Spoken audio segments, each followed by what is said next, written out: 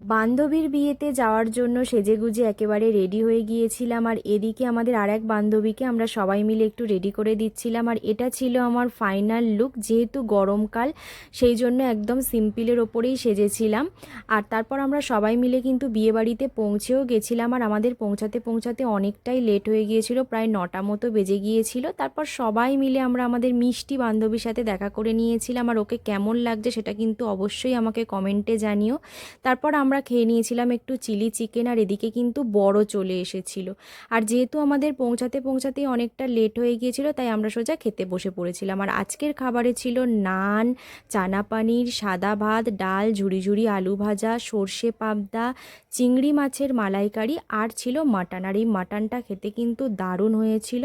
আর সব শেষে ছিল চাটনি, পাঁপড়, কমলাভোগ। তো ভিডিওটা ভালো লাগলে একটা লাইক করে দিও, আর আমার চ্যানেলটাকে অবশ্যই সাবস্ক্রাইব করে দিও।